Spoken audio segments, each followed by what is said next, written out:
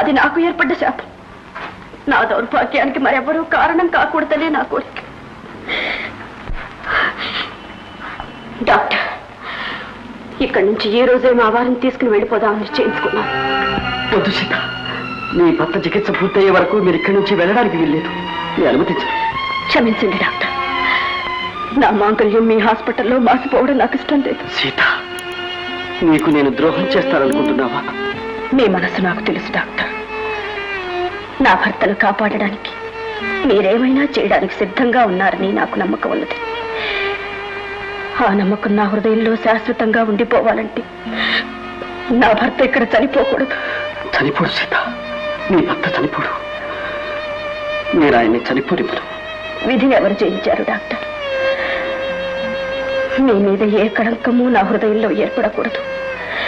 నా భర్తను మీరు కాపాడలేక చేయి విడిచారని బ్రతుకున్నంత కాలం నేను బాధపడకూడదు. నాది ఒక సామాన్య మానవ హృదయమే. ఒకప్పుడు మీరు నన్ను ప్రేమించి విఫలులయ్యారన్న కారణంగా మీరు నా మీద కక్ష సాధించారు అని నేను ఏనాడైనా అనుకోవలసి వస్తే డాక్టర్, అలాంటి అవకాశాన్ని ఇవ్వకూడదనే నేను ఇంతగా తప్పిస్తున్నాను. నా భర్త మరణించవలసి వస్తే మరెక్కడైనా కానివ్వండి, ఇక్కడ మాత్రం కాకూడదు డాక్టర్, ఇక్కడ మాత్రం కాకూడదు. అయితే మీ అమ్మాయిని దేవయ్యకి ఇవ్వడానికి నిశ్చయించారన్నమాట. అంత ఆస్తున్న అల్లుడిని వదులుకుంటావా బాబు?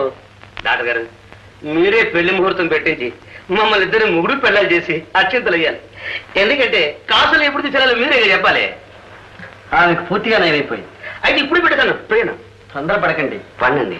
చిన్నరాటితో చెప్పాను, 21వ తేదీ డిశ్చార్జ్ చేస్తారు. అంటే పండగ నెలలో పెళ్ళి అనమాట. ఉండండి ఉండండి, ఇప్పుడు కాసులు కాసులు ఏం ముంచుకొచ్చింది? ఆ మాట ఏమవుతున్నాను. కావాలంటే ఎక్స్రే తీసి చూడు, ఈ గుండెల్లో ఎంత ప్రేమ ఉందో. ఎక్స్రే ఎందుకు? నీ ముఖం చూస్తే తెలియదల్లా. కరెక్ట్. కాసులు, నువ్వు ఆ దేవని పెళ్లి చేసుకున్న పల్లెటూరులో బయటలాగా ఉండడానికి వీల్లేదు. ఇక్కడ ఈ పట్నవాసంలో మేడల్లో మిద్దెల్లో హాయిగా ఉండొచ్చు. కాసులు, నువ్వు అసలు పుట్టిన దేవయ్య కోసం కాదు, ది గ్రేట్ జోగుల కోసం, తెలుసా? అబ్బో, పిచ్చి చాలా వరకు ముదిరిందే. పిచ్చి కాదు, ప్రేమ.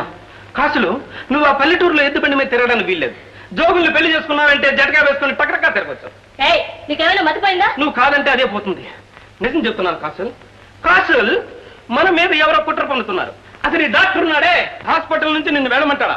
ఎలా పెడతావు? కనీసం 2 నెలలైనా రెస్ట్ కావాలి. ఆయనకి తెలియకపోతే నన్ను అడగాలి. జోగులు ఎవరు? ఏమిటి చెబుతున్నావు? కాసులు, నేనేం చెప్పాను నీకు? ఏంటి అట్ట చూస్తావు? ఇట్టే చూడు. జోగులు, నేనంతా విన్నాను. అయ్యగారు, మీరు విన్నది ఇంకా చాలా ఉంది అయ్యగారు. మీకు ఒంట్లో బాగోపోతే ఇతరేటుగా మీకు వైద్యం చేసేది. నేను ఎలా చెప్పాను? అయ్యారికి ఒళ్ళు నొప్పులుగా ఉంటే నేనే కదా పడతానని చెప్పాను. ఎందుకు అబద్ధం ఆడతావు? అందుకే చుట్టూ అందకపోతే కాళ్ళు ఇదే కదా. అయ్యగారు, ఇంకా ఉంది ఇడు కూడా చాలా. అయ్యారు, నేను లేనప్పుడు మా ఆడోడితోటి ఇంగ్లీష్ లో సొరసోలు ఆడుతున్నాడు. అయ్యారు, తప్పుకోదు. జోగులు, నీ ధోరణి నాకేం నచ్చలేదు. నీ మూలంగా ఈ నర్సింగ్ హోమ్కే చెడ్డ పేరు. నేను డిస్మిస్ చేస్తున్నాను. అమ్మా, ఏమండి, మనం వెంటనే ఇక్కడి నుంచి వెళ్ళిపోదామండి. ఏం సీత, ఎందుకని? ఏమోనండి, ఎందుకో ఇక్కడి నుండి వెళ్ళిపోవాలనిపించింది. కారణం? మంచి డాక్టర్ని చూద్దామని. అదేం సీత, రఘు మీద నీకు నమ్మకం పోయిందా? వారి మీద కాదు, వారి వైద్యం మీద. అయితే వెళ్ళడానికి అన్ని ఏర్పాట్లు చేశావా? మిమ్మల్ని ఒక మాట అడిగి చేద్దామని. సీత, వేరే డాక్టర్ అయితే నేను తప్పక బతుకుతానని నమ్మకం. భగవంతుడు నన్ను అన్యాయం చేయడం నా నమ్మకం. భగవంతుని నమ్మినప్పుడు ఎక్కడుంటేనే సీత. అది కాదండి, ఇక్కడ నా మనసుకు స్థిమితం లేదు. అందుకని ఒక మంచి మనిషి మనసు నొప్పిస్తావా? మనం ఇక్కడి నుంచి బయటకు వెళ్తామని తెలిస్తే రఘు ఎంత బాధపడతాడో ఊహించావా? సీత, డాక్టర్ రఘుని నేను తోడబుట్టిన వాడిగా భావిస్తున్నాను. ఆయన నన్ను ప్రాణానికి ప్రాణంగా చూసుకుంటున్నాడు. నన్ను బ్రతికించడం కోసం తన సర్వస్వం త్యాగం చేస్తాడు. ఆ నమ్మకం నాకెంతైనా. మంచి చెడు ఏం జరిగినా నాకు ఇక్కడే జరగాలి. నేను చనిపోవాల్సి వచ్చినా సరే డాక్టర్ రఘు చేతుల్లోనే చనిపోవాలి. అదే నా ఆశ, నిర్ణయం. సీత, నీకు ఇలాంటి ఆలోచన కలిగిందని కూడా డాక్టర్ రఘు తెలియదు. ఇదంతా పూర్తిగా నిజం. సరే, మీ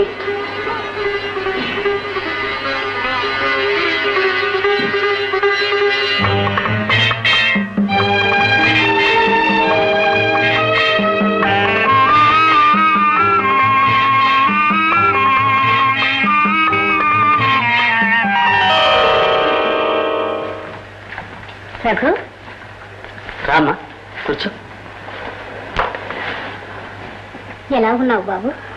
నాకే ఉన్నా, బాగానే ఉన్నా. నిన్ను చూచి వారం రోజులైందిరా.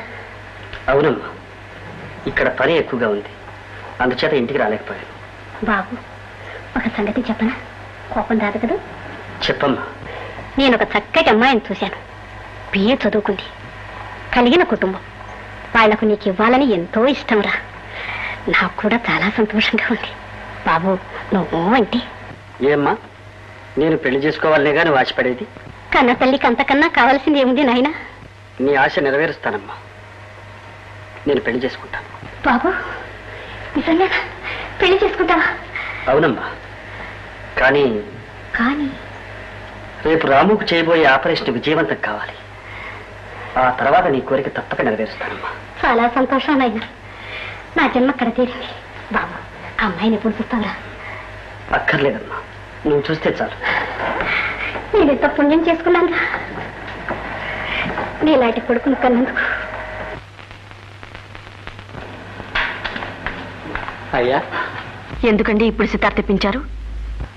నీ పాట వినాలని నేనే తెమ్మన్నాను సీత. అలా పెట్టు డ్రైవర్.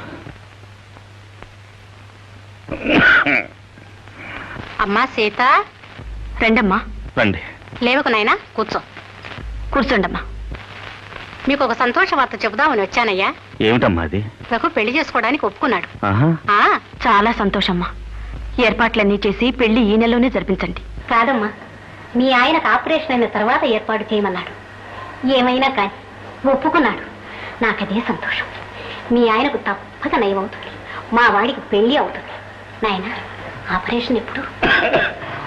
24వ తారీఖునమ్మా. అంత శుభంగా జరుగుతుంది. మా వాడి మనస్సు మీరే మార్చారు. మీ ఇద్దరు 10 కాలాల పాటు చల్లగా ఉండాలి నాయన. అమ్మా సీత, వస్తానమ్మా.